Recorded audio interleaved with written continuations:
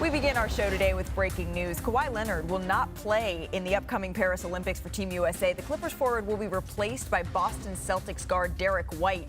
And in a statement released on Wednesday, USA Basketball implied that Leonard's decision was influenced by the Clippers and Team USA officials after observing training camp in Las Vegas over the past 3 days. So the statement read in part, quote, Kawhi has been ramping up for the Olympics over the last several weeks and had a few strong practices in Las Vegas. He felt ready to compete. However, he respects that USA Basketball and the Clippers determined it's in his best interest to spend the remainder of the summer preparing for the upcoming season, meaning the NBA season, rather than participating in the Olympic Games in Paris. So with that, Tim Bontemps is joining us from Las Vegas, where he's been embedded with the Olympic squad as they prepare for Paris rather.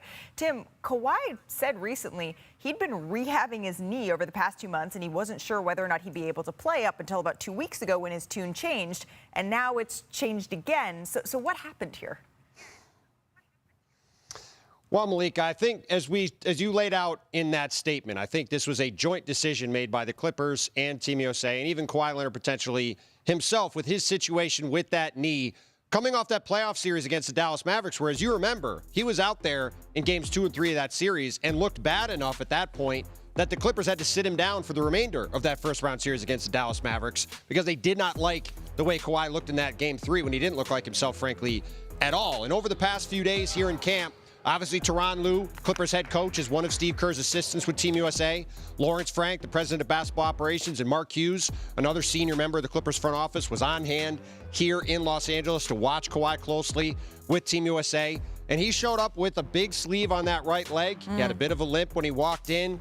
And as you said, it was only a couple of weeks ago when Kawhi felt like he was going to be in a good enough shape to participate in these Paris Olympics. And that's why a month ago, our agent Wojnarowski reported that Derek White was going to be the replacement for Kawhi Leonard if he was not able to go. So it's not exactly a shock that we've gotten to this point where, as Team USA is about to depart for Abu Dhabi on Thursday, that this is the moment when, if you're going to make a decision like this is the time you would make it.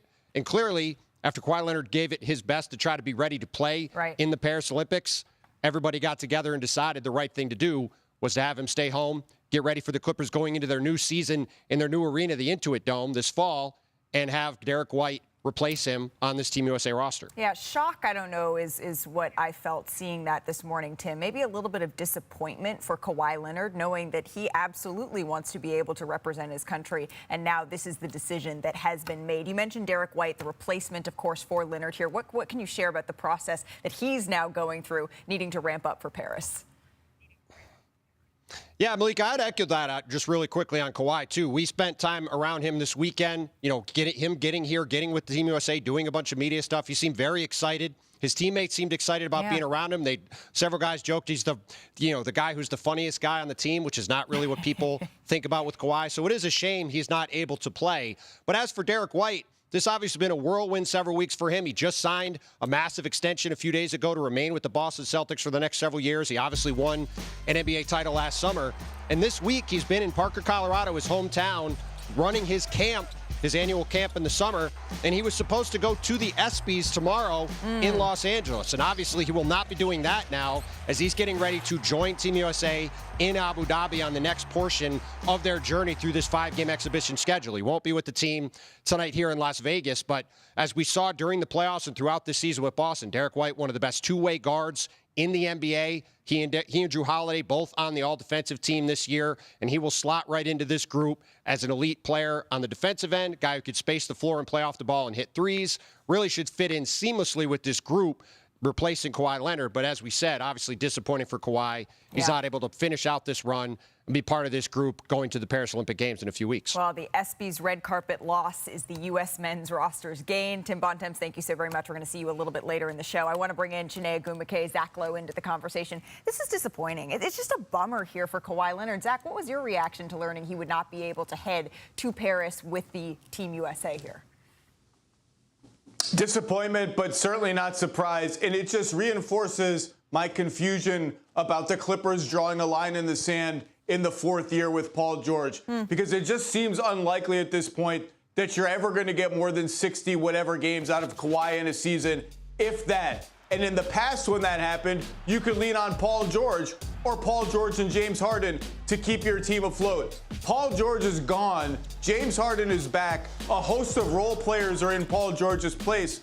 What happens now if and when Kawhi is out for 20 or 25 games? And by the way, you don't even control your own draft pick for the next several seasons because of the OKC trade that paired Paul George and Kawhi, and then the James Harden trade on top of that. I just will never really fully understand what the Clippers were doing, deciding, yeah, we'll pay you in the end what Kawhi got for 3 years, but that fourth year, no, and we're willing to risk going into mediocrity or worse in the meantime. I just never really understood it, and this just reinforces that. And on Kawhi, he's one of the best players of the last 15 or 20 years. You want him to play when he's a two-way force at his best. There's just nobody like him in the NBA, and I just wish we could see that guy consistently because he's one of my favorite players to watch. I think the hardest thing to reconcile why this is a big bummer for Kawhi is that for a pro athlete, there are two things that you really want. You want to win a championship, and you also want to win an Olympic gold and represent your country. But one thing we have also realized, especially on the men's side, they are so talented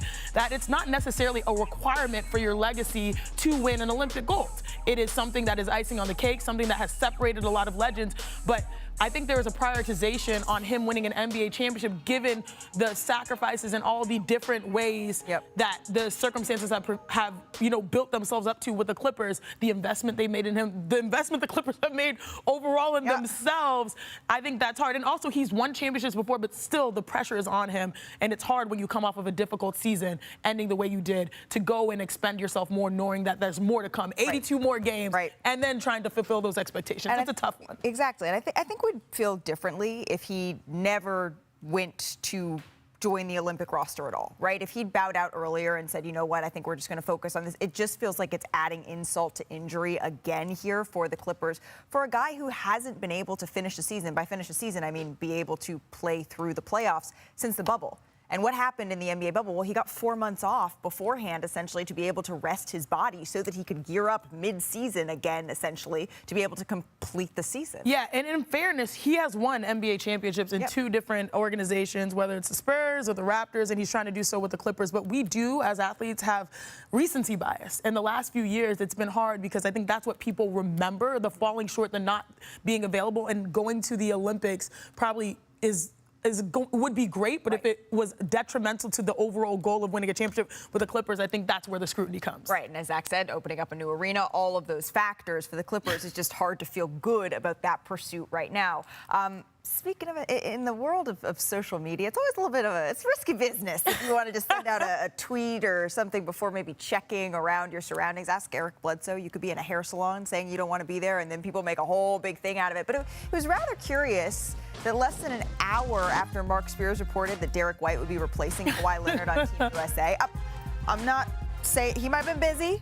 He might have been doing something else. Teammates, too. Yeah, booked and busy, Jaylen Brown. This is what he posted. What do we call this? The pondering monocle emoji? Yeah, I was going to say, it's like the Monopoly Man. Yeah, there you go. There are 3 Celtics on the Olympic squad. None of them are the finals MVP. So, Chiney, do you think that Derek White was the right choice to round out this roster? I do think that availability is a very important thing. And if Jaylen is not there, it's a little bit easier to go with what you know. It's like, hey, can you come here? But also it's easy when Derek White is someone that is the ultimate plug-and-play player, per se. He led the Celtics in plus-minus. It may not be the sexiest because Jaylen Brown is literally the finals MVP, but he also had a career-high year on the Celtics with 5.2 assists. So he's the type of guy that you don't have to worry as a replacement that, it changes the calculus of the nucleus, but still, it's a win-win scenario. Derek White is going to be in a position to succeed. Jaylen Brown would have been in a great position to succeed as well. As someone who has been in the pool, some of these factors are not so easy to decipher. It's like, I should have gotten the call, but it's like we sort of have this guy right here in our back pocket that can join us right here tomorrow. Sometimes that happens, especially when it is replacement. Multiple factors here. Zach, what do you think? First of all, which of us or which NBA player is going to bring back the monocle? Let's make somebody's look be the monocle. Every day you're going to be the monocle guy. Okay, second of all, this comes down to Jalen Brunson, Jaylen Brown, and Derek White. As for Brunson, we've got Steph, we've got Tyrese Halliburton. I don't think we need another small guard. Jaylen Brown might be a better player straight up than Derek White. He is the finals MVP. If you want to default to that, that's fine. But I actually think given all the ball-dominant wings Team USA already has, Tatum, Durant, Edwards, and on, I think Derek White is the right choice. I think his passing, his cutting, his screening, his playmaking, just the pace with which he gets things moving is exactly what Team USA needs. It's why Pop loved him. It's why Steve Kerr loves him. I think he'll fit right in. I think this is a perfectly fine choice. And Derek White is on his way, as Tim Bontemps just reported, to Abu Dhabi, where he will join the team.